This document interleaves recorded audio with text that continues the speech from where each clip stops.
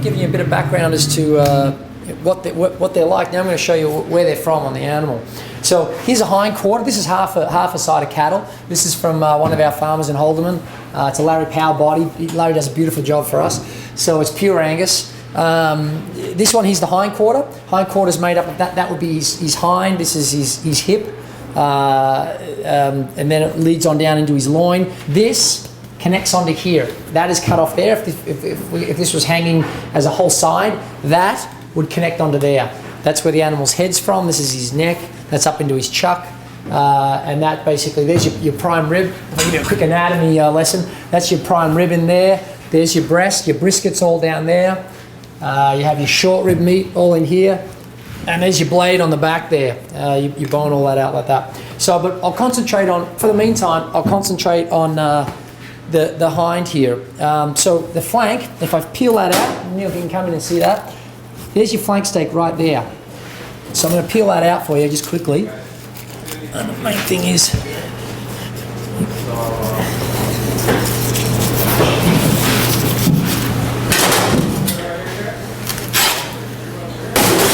so I'll peel my flank out there. So here's this is right at the end of the belly of the animal. And there's your flank steak. And you see your big flank there? That fits right in there like that. So basically, to clean it out, you just sort of score this chunk of fat around it. And you nick it up like that, and pull that piece of skin off. And then you'll see your flank in there. There's that flank steak. Then you come down here like that, you pull around it, and there's a little seam you're looking for, and the whole thing just pops straight out. And there it is there. Can you see that now? Little seam there, and you'll basically, this thing, once you mark your seam, it just rips straight out. And then you'll just pull it, and it'll come out clean. And then there's not very much cleaning in this. Once you pull that main skin off there, and then you pulled it out, you just rip straight out, you get that end result. Tiny little bit of cleaning, then you get the end result of the flank. So you see where that came from? That's basically the end of the belly of the cow. So the flank is right from the belly of the cow, right at the bottom there. So now here we have our loin part. So I'll separate it off and make it a lot easier for you to see. So what I'm doing is I'm separating the loin from the hip. You just want to come down a couple of fingers, 2 or 3 fingers below here. And we're looking for a cup in there that we want to hit. Main thing is you want to keep your knife nice and straight across.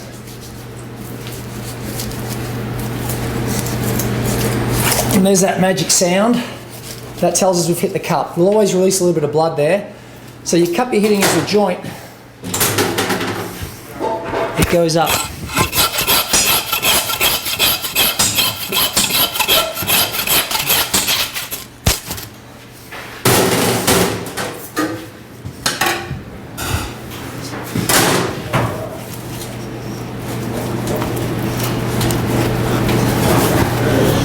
Okay, so now we take it off. I always laugh every time I do these. I have fond memories of when I was an apprentice working at my dad's shop, and there'd be 30 or 40 of these lined up, and my dad would, because he was the older guy, he'd be marking them with the knife, and I'd be the young guy coming along with the handsaw.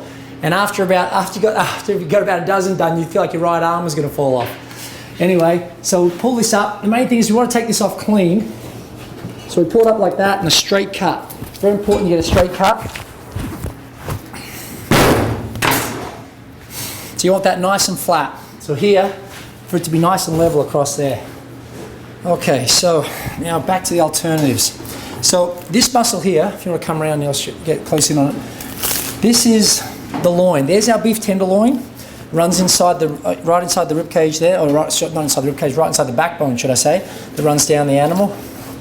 Here you have this is your sirloin part. There's the head of your beef tenderloin right there.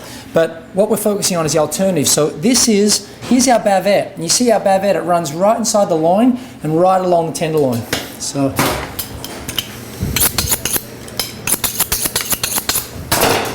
we just want to come in here. You've got to find, once again, it's a seam. As with most butchering, everything's about seams. You find the seam and you work away. So peel it in there. We want to come in close here. You don't want to come in too close that you cut your tenderloin. But you work your way down, and there's the edge of it. And once again, like the flank, it'll just pull out.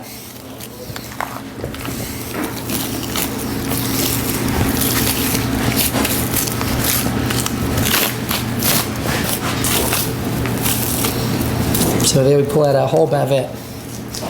So as you can see, it's not like the tenderloin, but it's very incredibly close to it. It's right in there. What makes this muscle tender is that, or tender, should I say tender enough to be able to grill well, is the fact that it's right along inside there and it doesn't get a lot of use. The main thing that runs through all these alternative grilling steaks is they're not heavily used muscles. Heavily used muscles are ones like, you know, shank meat, anything up in the shoulder part where the animal's walking and it gets a lot of work. They're the tougher meat. For example, obviously shank your legs non-stop. This meat is all inside. It's inside your backbone, inside the ribs. It doesn't get a lot of work. Same with the belly. It doesn't get a lot of work. The flank's tender. It doesn't get a lot of work. When I say work, I mean the animal working it as a muscle. Okay, so what we're going to do now is you pull a tenderloin out, you come down the bone like that. I'll take this tenderloin out and we'll show you the sirloin tip.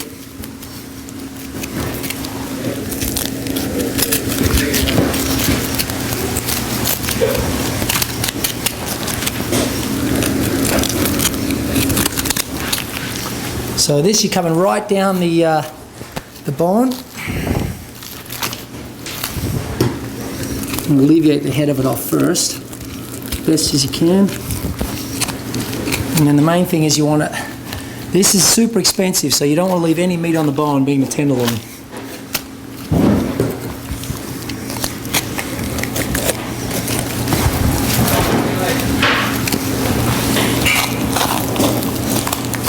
Pull that out. So there's your beef tender.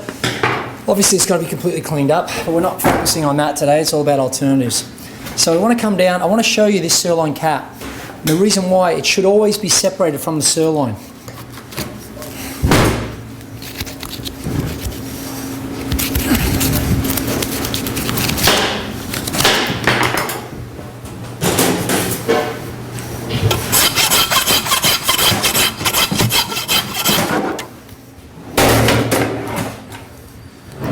I'll give you a quick lesson though. There's your New York right in there.